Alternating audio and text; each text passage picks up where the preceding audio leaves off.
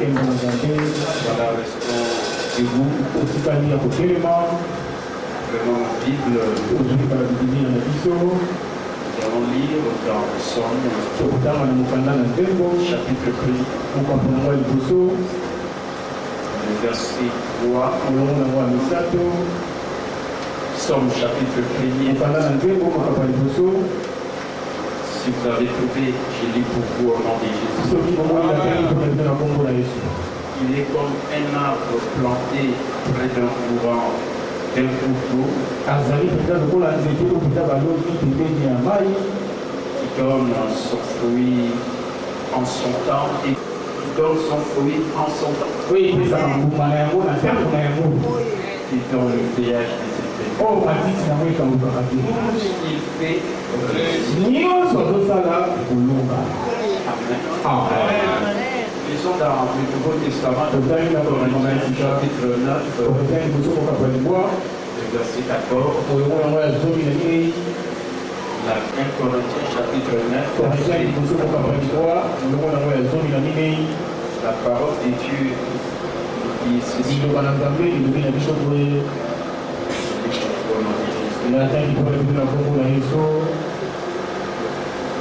De même aussi, le Seigneur a établi comme règle que ceux qui annoncent l'évangile vivent de l'évangile. Amen. Amen. J'ajoute le premier passage dans le chapitre 5, le verset 6. Pierre, chapitre 5, verset 6. La Bible dit humiliez-vous donc sous la puissante main de Dieu, il vous élève en temps voulu, convenant.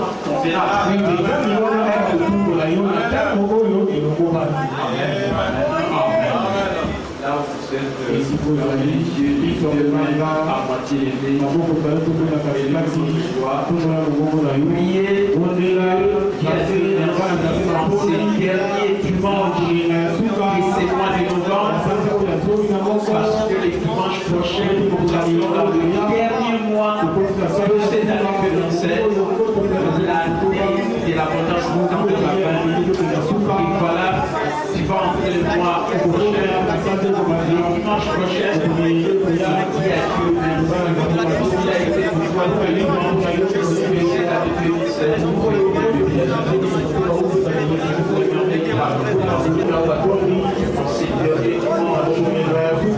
c'est mois de novembre, les premiers mois de cette année,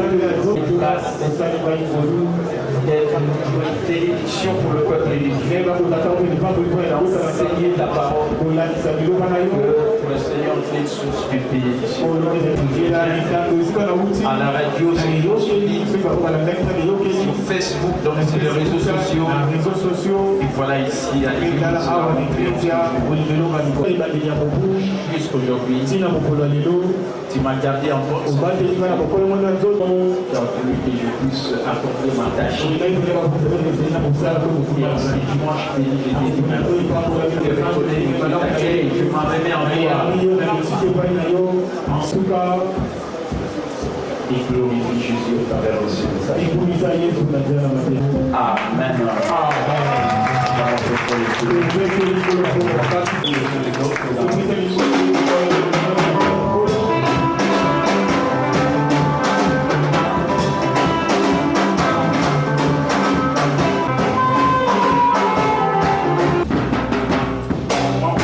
Salut au nom de notre Seigneur.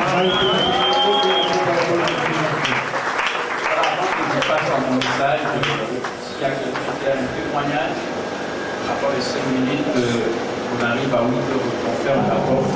Celui qui a un témoignage peut passer, partager le merveille que Dieu a fait dans sa vie. Témoignage. Shalom Église. Merci. Pour abattre l'Ingaï Bambou les Bélé, Nazaraki Moudra Koufala 2013, Ben Ezaki Yanzambete. On les a qui battunge Balobaki. Mais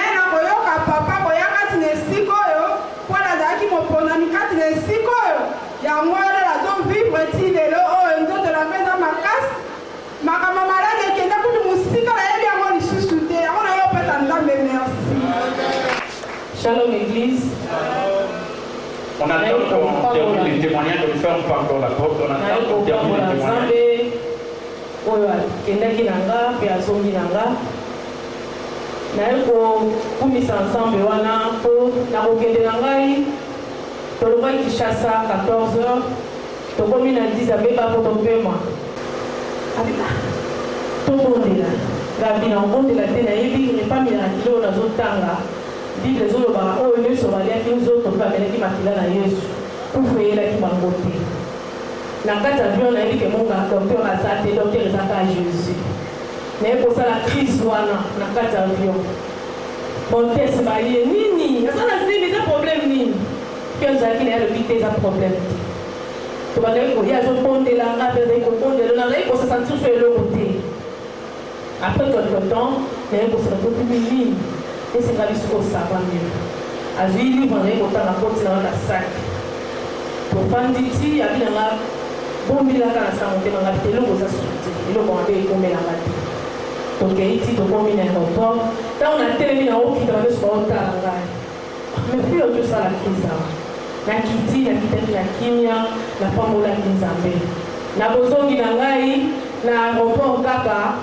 saki na ngai azali na mokongo nasombeleka mwana ordinateur na mwa telefone napesaki yango garso mwa asimbaki ake nango Brazzaville tokomi na disa mpe bakoyaki tokutana tokutani te aleki nango Brazza naza na contact na ye te mpaza na contact na nga te nzambe natikeli ka yo moto ozalaki na bimeli oza neni otika moto telefone oyebaki oyeba etengali eloko moko esalama ta obenganga aobengo ndeni aza na correspondance akobenga nayebisaki papa jour na yaki tovandi jeli kazali na prière awa nayebisi nzambe akobenganga après prière oyo ezalaki mardi ngabi akobenganga après prière oyo eto sisi prière na mini banda namoni appel monaka te yango nayambi yango te nakomi na coin namoni appel ya Brazzaville abengi nga ayebisi nga namoni moto otindeli ngai nazokonfirme ke moto otindi mpona peso saki na yo natali saki na ngai eza na biloko nyonso nde natiaki napamboli nzambe aza malamu.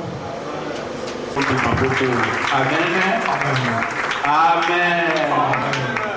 L'image que aucun malheur n'est arrivé, le murmure était sur notre part. Zalaka na la conviction, préparez la pensée non malade parce que vous avez opéré, oye, akanisaka. Amen.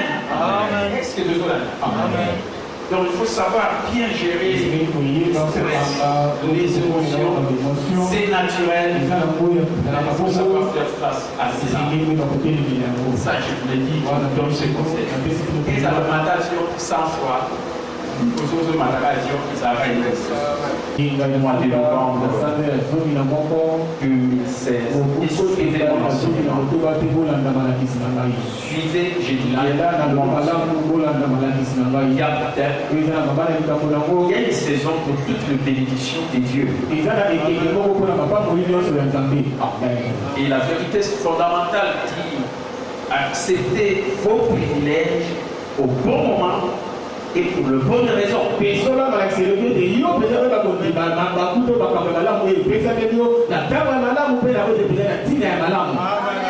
Amen. C'est ça la vérité fondamentale. Je vais demander vraiment que vous me suiviez ici. Vous êtes le membre fidèle de cette église. En ces derniers dimanches, qui termine les mois d'évaluation. C'est un mois selon les objectifs que nous avons.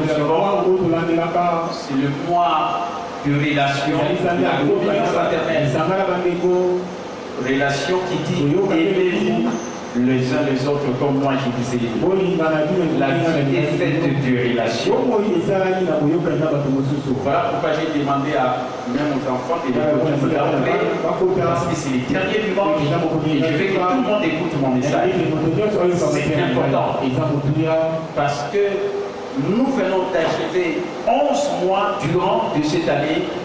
Et nous allons basculer dans le dernier mois qui va nous connecter au premier mois de l'année prochaine, l'année 2017, l'année du bon.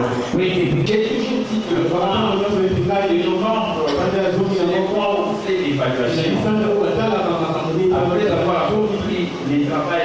moi, durant 20 ans, moi j'ai travaillé. Je sais qu'en ce moment, on demande à chaque chef d'équipe, les départements, qui commencent à faire l'évaluation de chaque travaillé dans la société afin de donner la cotation et en même temps voir quelles sont les personnes qu'on peut récompenser par des gratifications, des primes parce qu'ils ont bien travaillé par rapport à d'autres. Et à la fin de l'année, on commence à les faire déjà à la fin du mois d'octobre déjà, on a une idée, novembre. Alors à ce moment-là, on remet la cotation au mois de décembre pour que les chefs, le numéro 1, puissent signer et donner les appréciations de tout un chacun. Amen. Donc je connais des choses que j'ai dit, parce que moi aussi j'étais responsable dans mon département. Donc à ce moment-là, on m'a demandé des cotations de mon équipe pour donner à la hiérarchie. Et j'ai toujours dit, sans l'évaluation, l'abus et l'incompétence tendent à se développer. Quand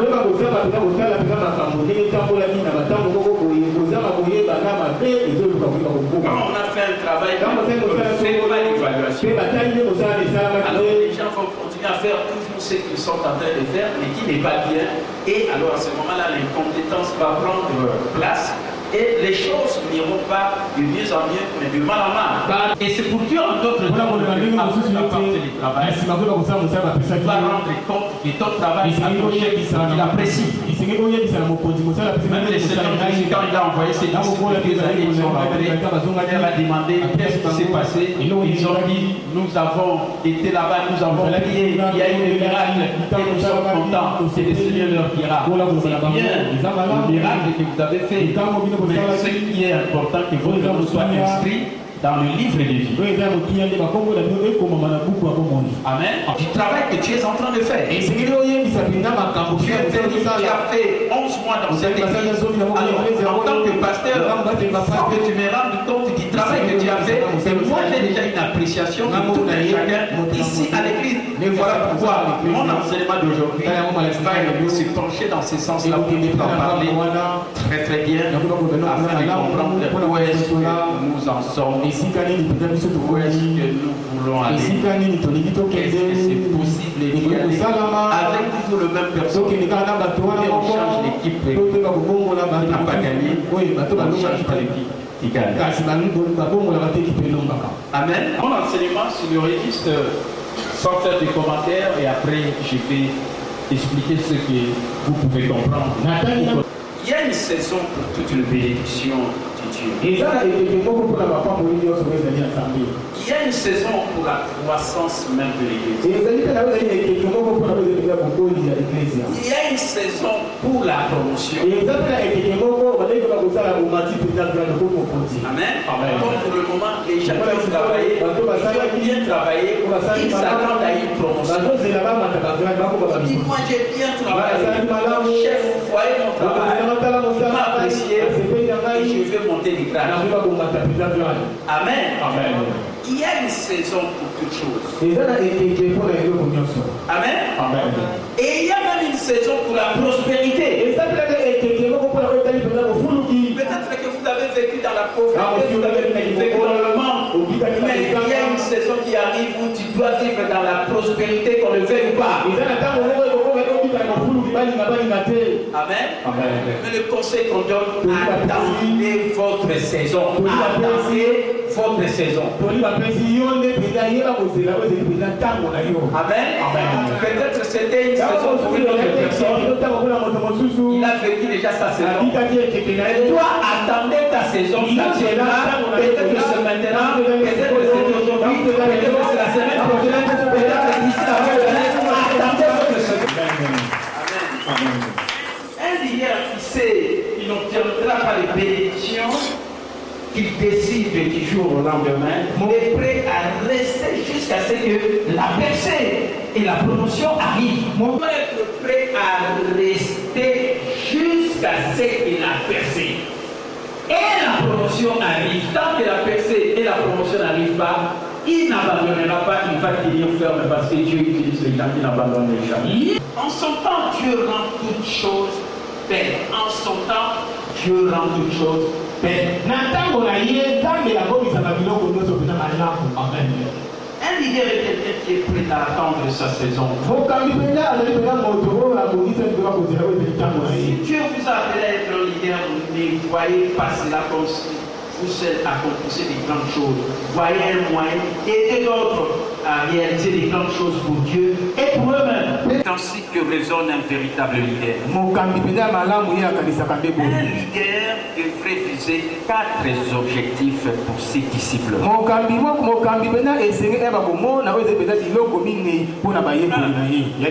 vos membres prospèrent spirituellement selon 3 Jean 4 qui dit que je n'ai pas de plus grande joie que d'apprendre que mes enfants marchent dans la vérité. Que les fidèles de l'église marchent dans la vérité, c'est-à-dire prospèrent spirituellement. Voilà le premier objectif. Parce que tu les as enseignés, est-ce que ces enseignements, ils les ont mis en pratique pour leur bénédiction? Voilà la première prospérité spirituelle. D'être conscient que mes enfants, comme je l'ai dit ici, j'ai la grande joie qu'ils marchent dans la vérité. La vérité, c'est Jésus. Et c'est pour eux qu'ils marchent non pas dans la vérité. Aujourd'hui, il y a des messages partout. Les gens suivent la radio partout. Vous suivez n'importe quel enseignement. Et vous faites des confusions, des mélanges. Alors, c'est vraiment, vous ne marcherez plus dans la vérité. Vous, peut-être, vous ne verrez pas régulièrement l'église. Mais au moment où les autres sont à l'église, quand Dieu va quelque part, ton pasteur message, c'est qu'à ce moment-là, ton leader ne sera pas dans la joie parce qu'il sait que tu ne marches pas dans la vérité.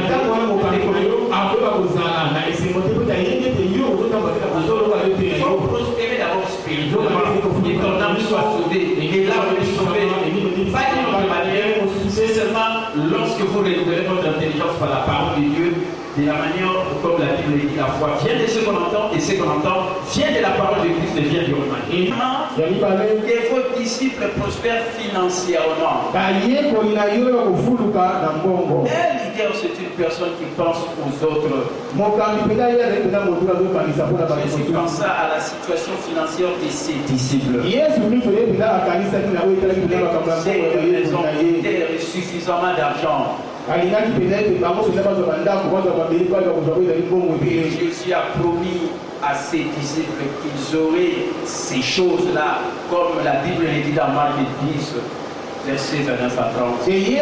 Amen. Donc, le leader voudra aussi que le fidèle membre de son église puisse prospérer aussi, non pas seulement spirituellement, mais aussi financièrement, aussi du point de vue matériel. Parce que Jésus a dit, comme vous me suivez, vous avez quitté vos maisons, vos familles, et vous recevrez au centuple la même année. C'est ce que le Seigneur a dit. Vous recevrez des maisons, vous recevrez des biens, c'est-à-dire vous deviendrez prospère aussi sur le plan matériel et financier. Voilà pourquoi, quand tu viens à l'église, tu fais preuve de quelqu'un qui est pauvre. Ce n'est pas la volonté de Dieu. Parce que les leaders veulent aussi que tu prospères comme le Seigneur l'a dit. Et surtout ici, dans Réma, avec les choses que je connais, les connaissances que j'ai, j'aime aussi communiquer cela, même si vous ne venez pas comme le 25, c'était le vendredi. Alors ce n'est pas ma faute, mais je suis tout simplement les traces de notre Seigneur Jésus. Je n'aimerais pas que le fidèle de l'église soit pauvre, parce que la pauvreté sur le plan matériel et financier, ce n'est pas la volonté de Dieu, c'est une malédiction de la loi. Mais évidemment, c'est que le leader des gens bien physiquement et socialement et qu'ils aient une bonne vie conjugale saine.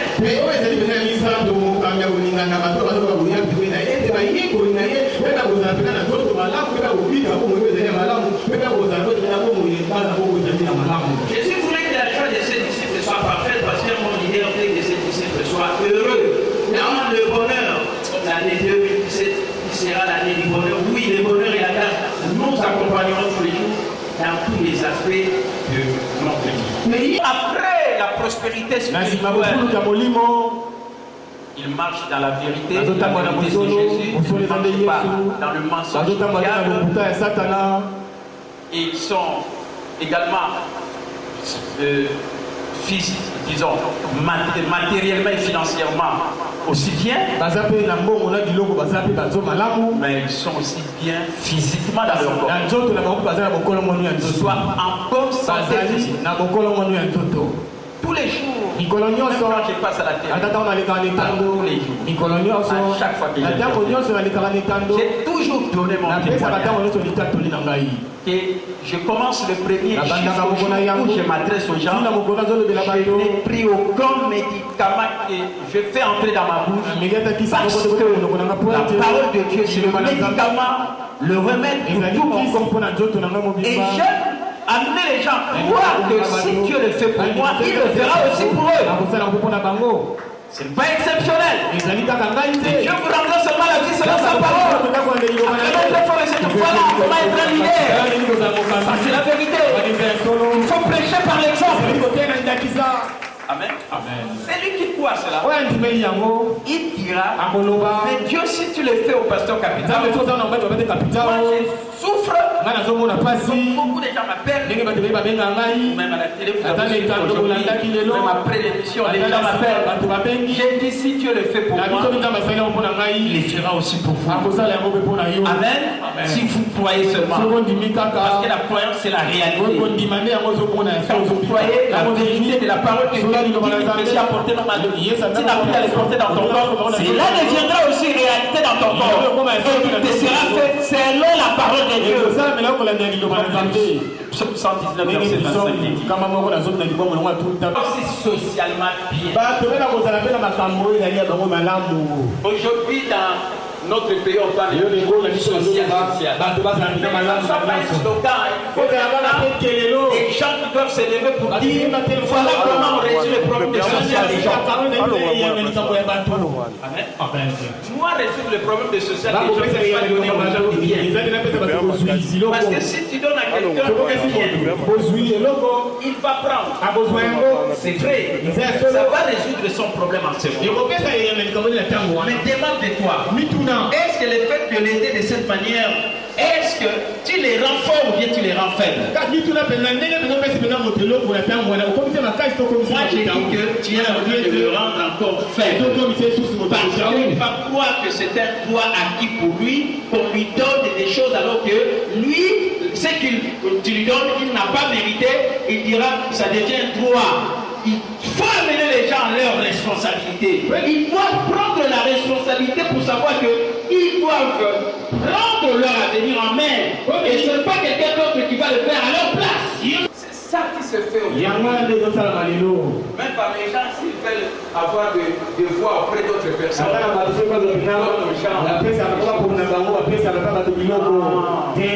Donner à ces gens l'éducation.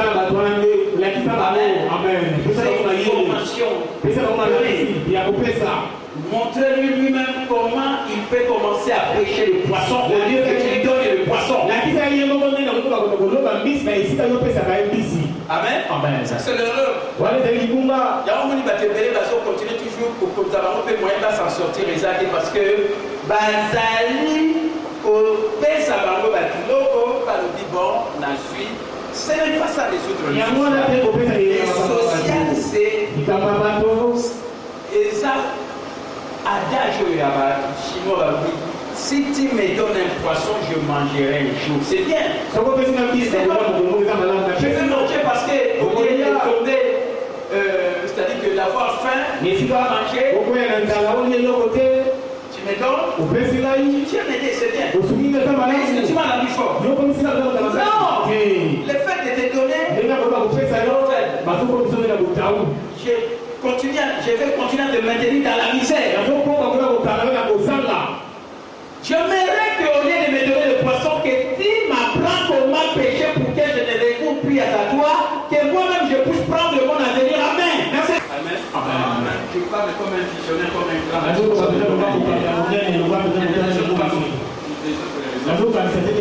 y a d'autres qui raisonnent de la médaille avec l'éducation. L'autre côté de la médaille, c'est la face. Côté où c'est pas fait ça ici. Kadela Rai, Esakangai, Motukuba Baraka Bilakai, Motoana a comment on peut voir la droit c'est acquis. Et ça va droit à Kabila Kamai. À cause de la responsabilité, pour y payer, pour y Kabila Kamai, il y a beaucoup pas à la vie, il faut amener les gens dans la responsabilité. Est-ce que vous me suivez? Je parle comme quelqu'un qui va peut-être dans la compétition dans ce pays. Moi, je ne vois pas que vous sortez, mais mais dans la réalité, on fait ça. Voilà pourquoi, quand tu as la connaissance, il y a un pouvoir. Amen. C'est lui qui a la connaissance. Il a l'argent. La connaissance, c'est le nouvel argent. La connaissance, c'est la nouvelle vérité. L'argent, c'est la connaissance. Mais il va dans un bon, on a la connaissance. Voilà pourquoi il y a des gens qui ont la télé. Même dans un bon, on perd la connaissance. Aïe, il va être désigné dans un mot. N'est pas eu sous ma pour bâtir sa vie. Amen. Pour que ça, quand on voit dans la face, pour souligner ta vie. Et pour souligner les rois. Mais vous voyez, madame, il y a un petit cas là qui nous fait au nom des efforts. Sauf que c'était faible. À mon avis, pas qu'à la campagne, à la relation au Kabila, ma beaucoup la responsabilité. Le président John Kelly a dit il demandait pas ce que le pays peut faire pour vous, mais il demandait ce que vous pouvez faire pour le pays. Il demandait aussi ce que vous pouvez faire pour le pays. Je parle de la réalité pour la famille de là, la naine est à la Konaba. Amen. Basi la gouvernement au climat exali pour la mission. Mais yo mo bitu na demo ndeko sawa na ilo ni ngozala kuna na mboka. Ozo ngaba sa kuna parce que kozala na batwa ki eza batwa na ngai. Il faut basuna ngai. Na za pauvre, na za mutaba pasi. Il faut basuna mais non. Prenez la responsabilité. Il faut qu'il m'occupe. Amen. Amen. Aujourd'hui, je m'adresse à vous. Parce que c'est la même situation qui est en train de se vivre. Même au sein de l'église. Voilà pourquoi ça me révolte. Voilà pourquoi je fais cette déclaration. C'est anormal. Je parlerai après avoir terminé mon exposé. Je suis en train d'évoluer. Amen. Amen. Quand les gens comprennent pourquoi ils font une chose, ils les font souvent mieux. Il faut enseigner à vos disciples pourquoi certaines choses doivent être faites. Acceptez vos privilèges au bon moment et pour le bonne raison.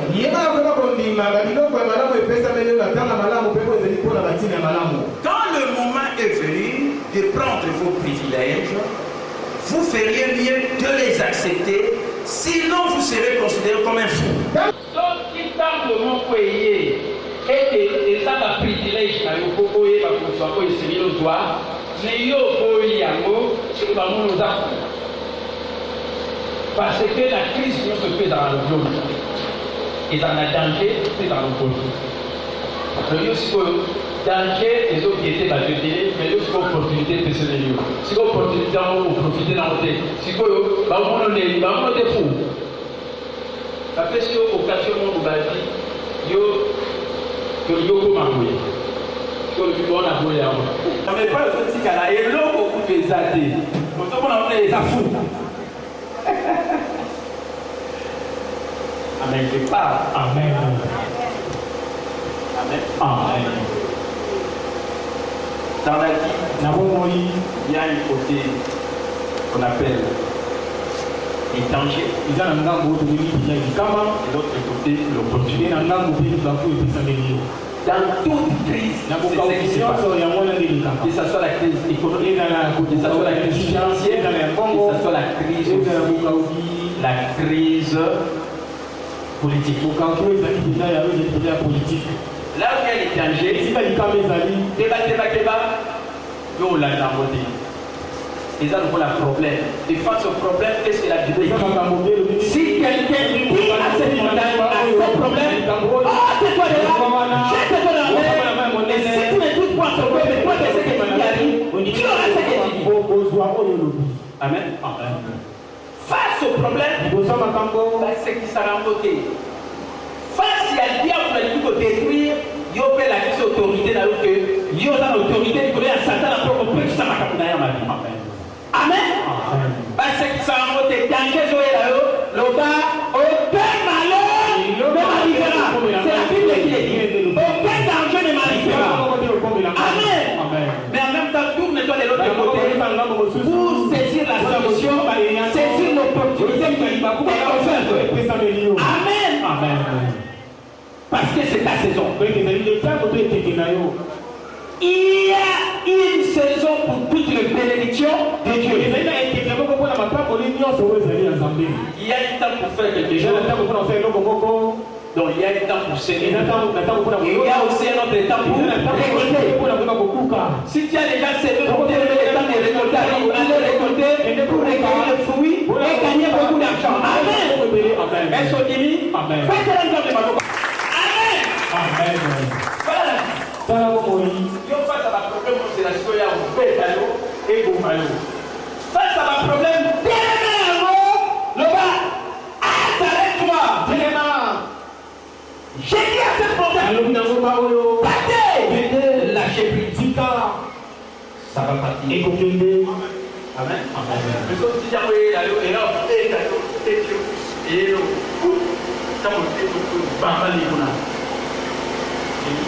et et par vos côtés, vous avez une opportunité. Organisez ce jeu, il y a eu tellement de vie, tout le temps. Résiste au diable. Quand tu résistes au diable, la Bible dit, les diables, oui là, la façon par Katakuna, il y a aujourd'hui aussi une opportunité là, on continue à ma part, on continue à se faire, on continue à se faire.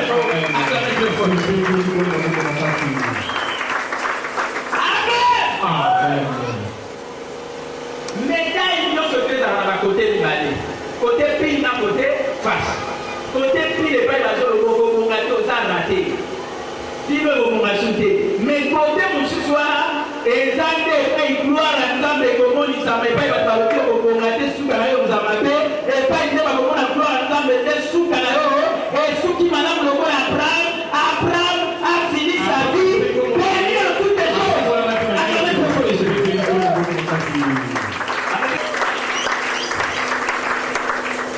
Amen.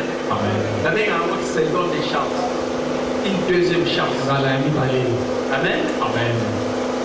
Et puis parce que le bateau s'est raté. Ah, on m'a insulté. Ah, on s'en a envoyé. Oh, et non, moi, ça m'a insulté. Amen. Amen. Mais toi, on est là, il va rater que nous avons battu la souka. Gloire des femmes, on dit ça, on a souka. Amen. Amen. Amen. Oui, Samson. Azaki l'onction. Azaki l'onction en santé. Amen. Mais sous Canaï, bien que dans Katikati, il y a solo Abandaki dans Molimo, Ayoko dans Nzoto, mais sous Canaï, même dans la Togo, la Kémi, sur les Kamoté, mais l'eau, vous avez dit, la mission, il nous a pas fait ça qui. Amen. Bamuna, Basila. Comme si on a bakaki ma koko wale bakaki kuna ma koko ici bakaki amen est-ce que vous comprenez alors bakaki ma bakaki ça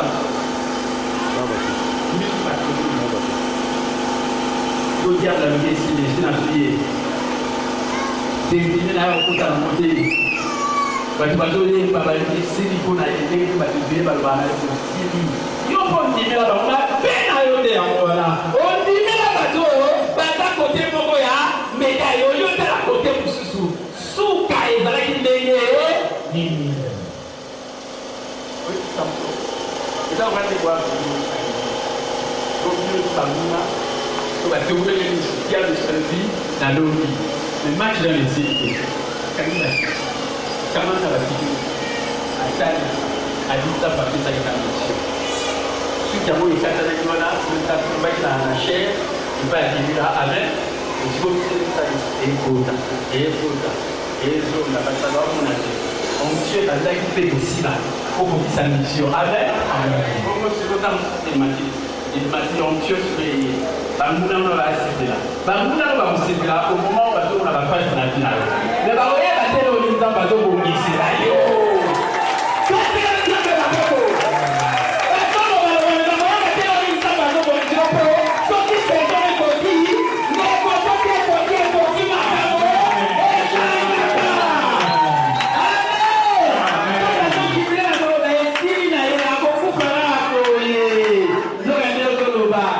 Zambe nanga tika kanga ite. Atika kabawe ite.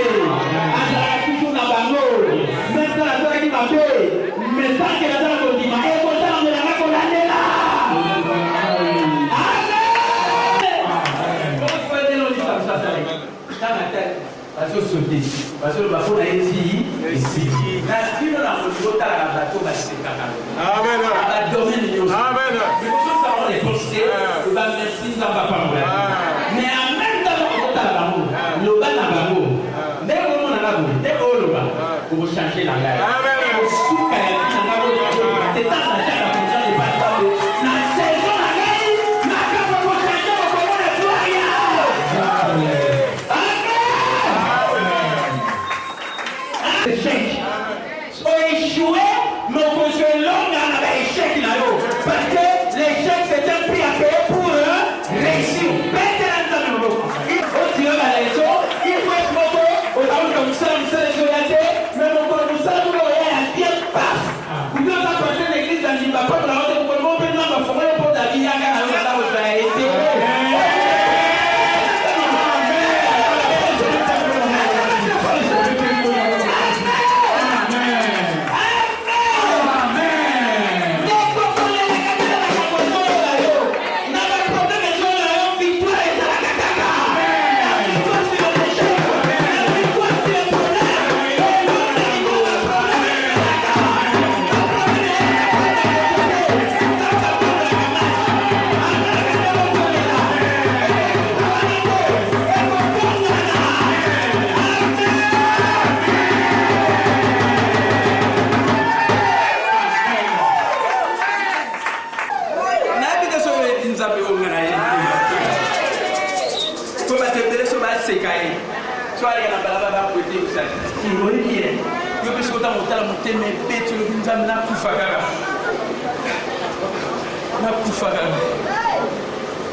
C'est mon avis.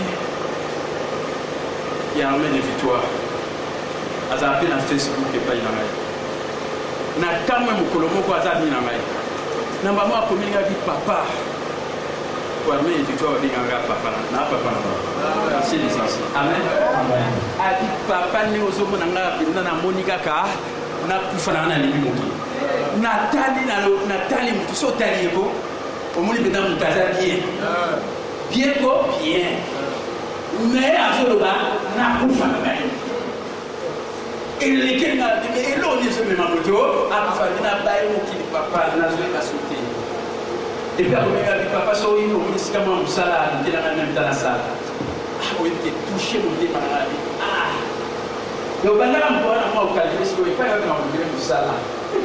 Quoi, d'abord, et à vous aller pour ça, amen. Béni l'ensemble de ma voix. Pour la commune a dit, vous fatiguez. L'échec est un problème aux hommes. Victoire est toujours dans les colonnes. Au moment où les gens ont un problème, il faut que ça va se caler. Pas changer la neige dans le bandeau. On peut pas faire un moment. Victoire est un problème aux hommes.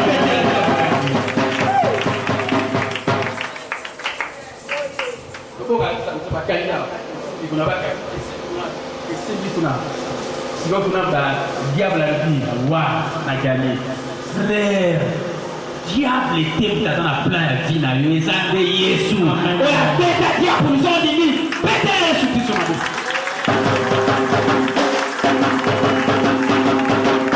Amen. Amen. Amen. La société, vous dites que Samson, on a beau les camarades.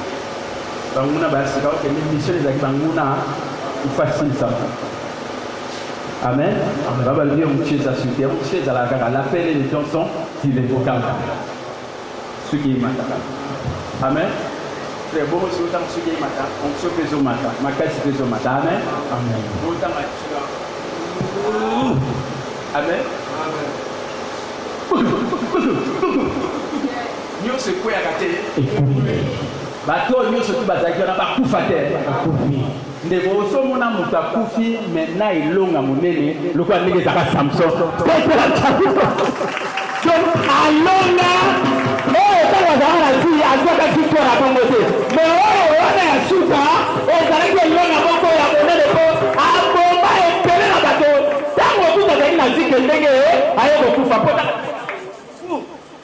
nyonso ekweyaka te bo bato nyonso bakufa te bongo mission nzambe apesaki ekokisama te nde ekotikala ye biso quelque chose obstacle eza na ti na yo mission nzambe apesa yo na ti ekokokisama amebetela nzambe maboko betili nzambe maboko te ondimi te ozosalaka baproblème na yo ozosalaka makambo na yo ozosalaka kobela na yo mission nzambe apesa yo quelque chose obstacle ekokutana ekokokisama eloko yaka na ntango na amebetela nzambe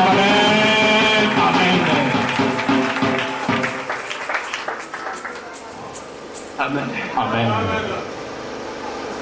Samson azwa elonga aboma bato ntango azala na vie esalama bongo te meme mokolo akufi na bato na biso bakufi eleka donc mission na ye esalaki nini ekokisamaki babengaki nzambe bapesaki ye nini seconde chance betela nzambe nzambe apesa yo seconde chance défi ne changer ndeko saisir opportunité tika kolanda baproblème ekozalaka nango kaka mais likolo baproblème nde elongi ekozala likolo ya ténèbre nzambe alobaki na ténèbre ke la lumière soit et la lumière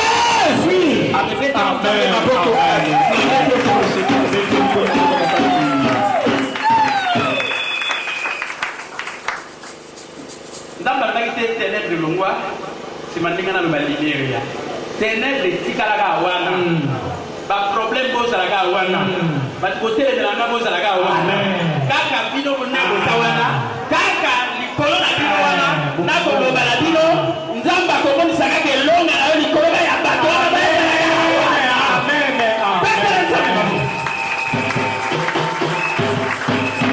elonga elonga elonga basoto sepela kaka yo moko moto kosepela te baso bakosepela pepela nzambe maboko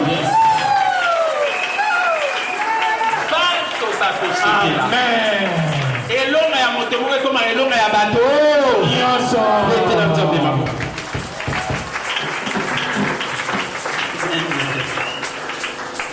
Écoutez, être un bon leader ne consiste pas seulement faire des sacrifices. Être leader ne consiste pas seulement à avoir de responsabilités. Le leadership s'accompagne de certains privilèges et de certaines bénédictions.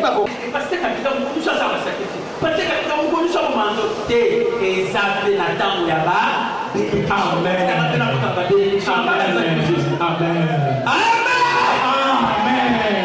L'obéissance est plus importante que les sacrifices. Mieux vaut obéir à Dieu. Amen. Et l'obéissance vaut mieux que le. Il y a un moment où le prince doit s'asseoir sur des chevaux et les serviteurs marchent sur terre.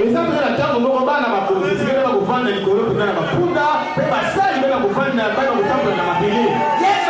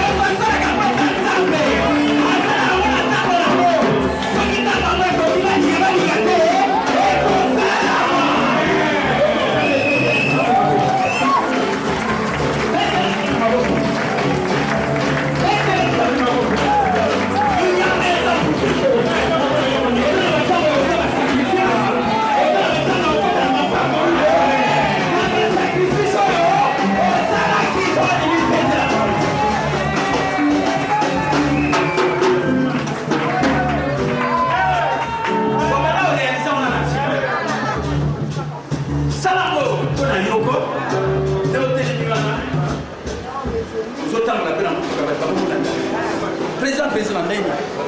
Preso. Togo zwate. Antoine il faut kabaka. Ko le ja, la ba mi si do na ina sina. E ko ni ma ko. Não preso.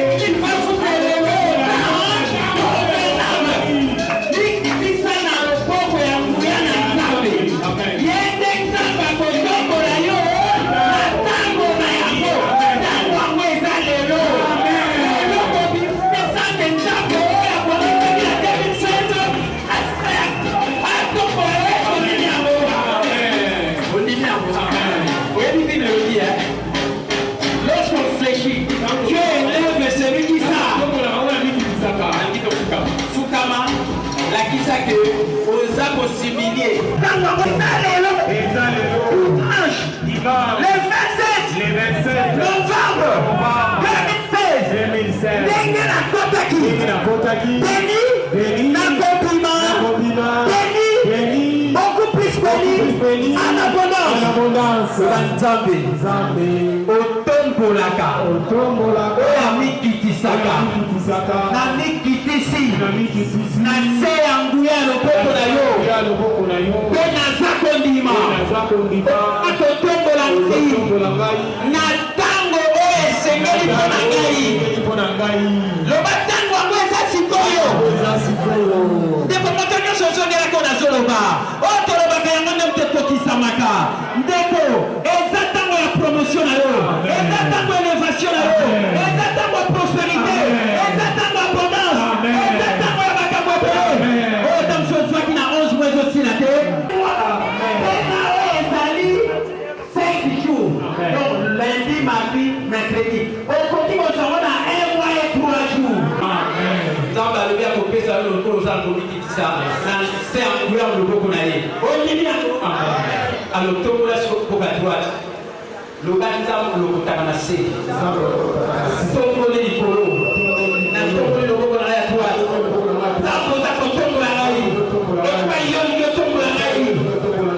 Les propositions qu'il a eu le car on s'accorde au bateau pour qui ça maka. Les voyants qui promotion et pas là. Les pas mon co. Et il y a que pas une ensemble. Ce qu'on dit qui c'est un tombo la car. Alors qui ce qu'on dit qui c'est un sanguier le beau qu'on a eu. À ton tombo la on a tant convenable. Le ban zambe. Et ça les lots. La tombo la droite. Et la qui ici.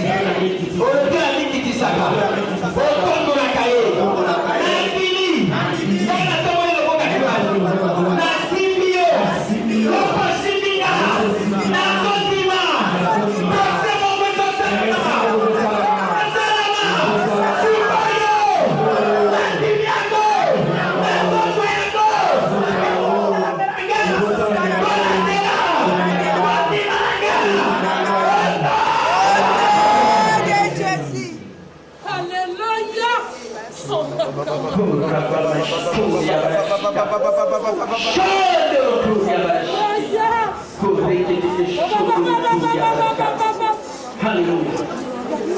Hallelujah. Inclina capité ma bateau bien à côté. Inclina la direction du soir pour Nicolinga. Si tu as mal à l'état pas ta comprendre là. Pour te mener une petite paisible. Pour la la sauver. Pour être tout sur ma promotion. Pour être tout pour dans la production c'est l'équipe et tu gagnes 3 jours et moi. C'est possible. Tout est possible. À celui qui croit et qui nous sauve. C'est notre foi. Laissez-le.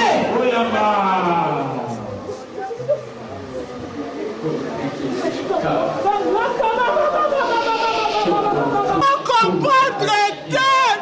Maman sous maison comprendre tête. Maman sous maison comprendre tête.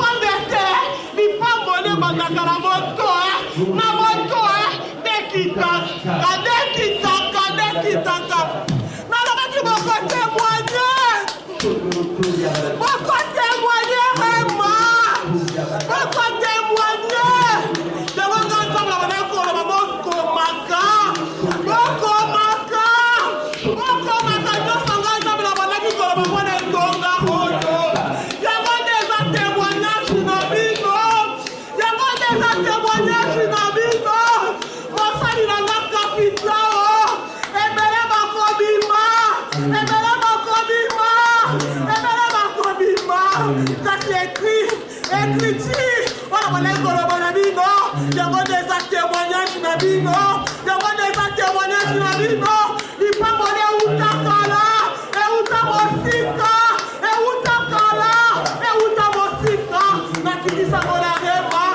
nakiti sango na rema, nakiti sango na rema, nakiti sango na rema. Mosali nanga kapitao, na baki na zosa na mboka pe l'église rema. Na baki na zosa na mboka pe l'église rema. Ndenge na zo bongo lisandeka pe na zo chanter. Ndenge na zo bongo lisandeka pe na zo chanter.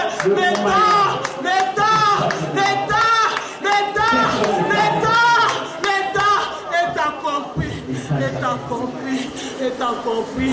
Je m'en sepela, je m'en sepela. Ezebino. Dans le bâtiment, mon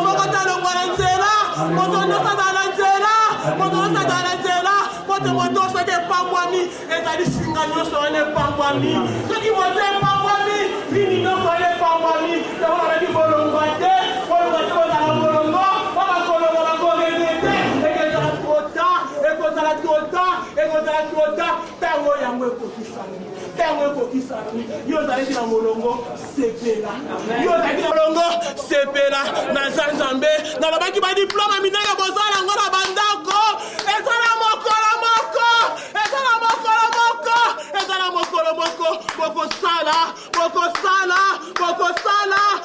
sala na Zanzambe moto soki tombwami nyonso tombwami moto soki esui nyonso esui rema bosezira bosemingi bakomprendre te kasi mosali nanga kapitao ndakofongola bino yango jeudi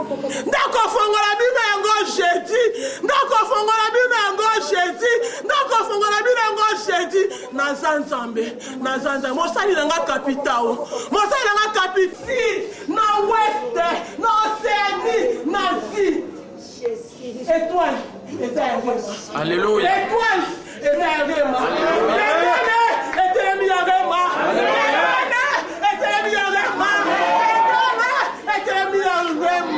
akata bakoti balonge nganga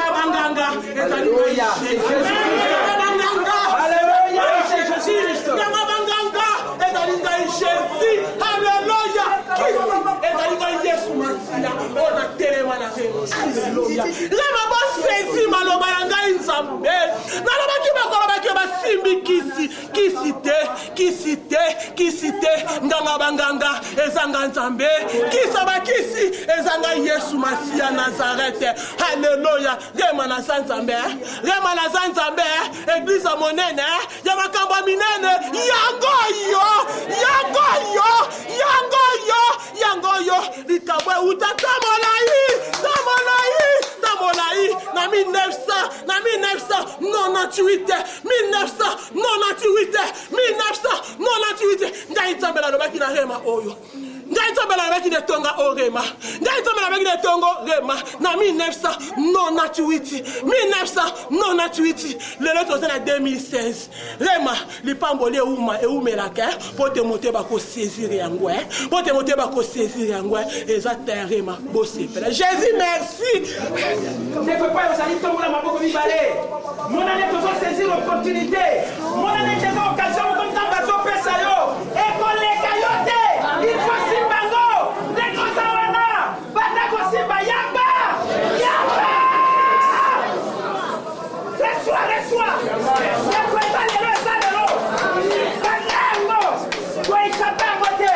échappé au thé simba yango ezalelo lelo ezalelo étoile etelemi likolo ya rema etelemi na baladi ya 34 na mboka ya Congo lipamboli ya Congo eza awa eza na baoyo baza awa simba opportunité simba yango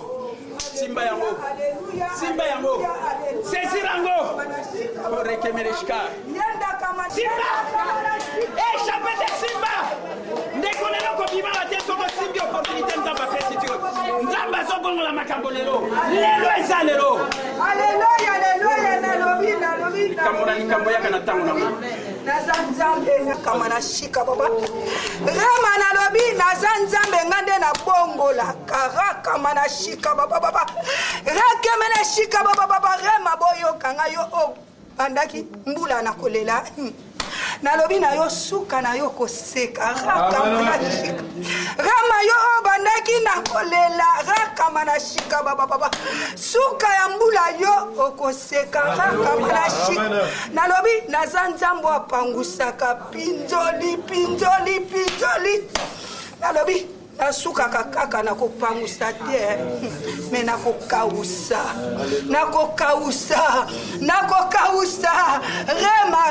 rema nga na loba na bino mingi na etonga oyo soki nga nalobi napamboli rakama na shika baba soki nalobi napamboli rema nalobaka na bino boza bana liboso botiaka ngo na mitu na bino nalobaka na bino boza bana liboso rema rakama na shika baba natinda yo pamba te kati na etonga oyo rakama na shika oya na makasi na yo moko te rakama na shika baba naza nzambe oyo apesaka bana biloko ya malamu nalobi na bino napesa bino mosali na nzamba malamu napesa bino mosali na nzambe ya malamu rema boyokanga lelo boyokanga bafongola mitema na bino pe matoi na bino boyokanga nalobi na bino napesa bino mosali na nzambe soki nga napesa bino kapitao mpo na yebi kapitao nani bino boyebi yete menga nzambe nayebi kapitao aza nani naloba kati na esiko kapitao yokanga eloko oyo nga natia kati na yo ngonga ekoki ebima po moto nyonso amona yango eloko oyo nga natia kati na yo eza na mingi te kati na mokili oyo eza na mingi te kati na mboka oyo oyoki nga kapitao yokanga eza ntango na bino nalobi bosezire yango kapitao nalobaka na yo zala na bango alleluya nalobaka na yo zala na milie na bango eloko moko ya mabe ekokomela yo te mpo ngai nde nzambe natambusaka bomoi na yo kapitao yokanga natonga lelo gloire na nge eza likolo na Alléluia. nalobi na yo nalobaki na yo uta osalaki ebisa Alléluia. sago malamu nga nzambe nakitisaki epakoli na nga likolo na yo nga nzambe nakitisaki gloire na nga epai na yo soki gloire na nga elati yo nani oyo akolukuna yango kati na yo kapitao nalobi pambolama na tongwa lelo kapitao nalobi pambolama na tongwa lelo kende liboso nalobi naza nsima na yo mpe liboso na yo nalobi naza nsima na yo mpe liboso na yo rema boyokanga mpona nini bozomona te napesa bino misu me bozomona te napesa bino matoi bozoyoka te nga naza nzambe ntango nalobi naza nzambe ya ntango na nga soki ekoki moto abongolaka yango te soki ngonga na nga ekoki moto abongolaka yango te naza nzambe ya ntango na yebisi bino rema ntango na bino ekoki bokota na masuwa oyo nga nzambe nabongiseli bino na tongwa lelo nalobi bokota na masuwa oyo nga nzambe nabongisi bino na tongwa lelo nalobi tongwa lelo eza mpona bino napamboli bino kakama na shika baba rema nalobi napamboli bino na tongwa lelo bopambolama na kombo na Yesu. Alléluia. Le Seigneur notre Dieu est avec nous. Sur la victoire, il rayonne de bonheur à cause de nous. Son amour nous donne une vie nouvelle. Il pousse les gars.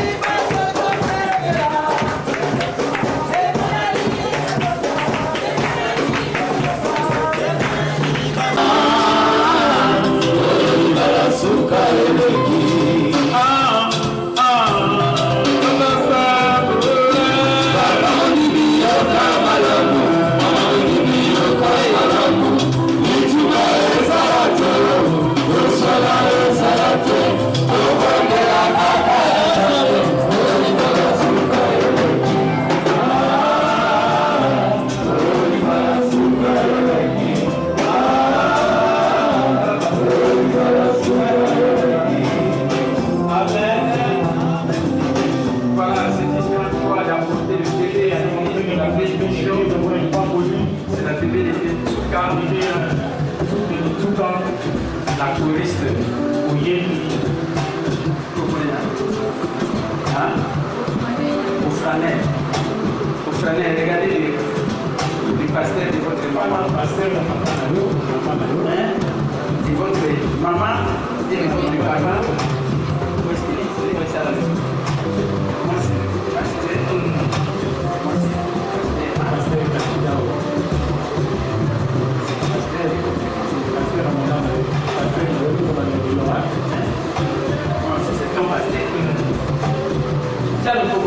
J'ai béni, de Dieu au flanel, Seigneur,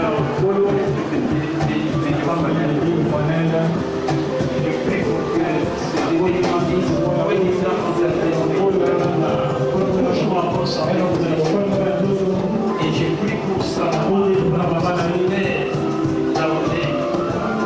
fasse grandir ses enfants dans la foi de l'éternel, que le bébé au flanel ne manque de famille à voir et que le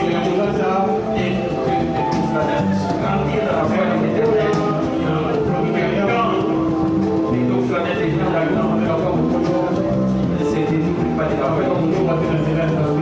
Et son âme qui est en présence de Dieu continuellement, il se prend soin d'elle au nom de Jésus.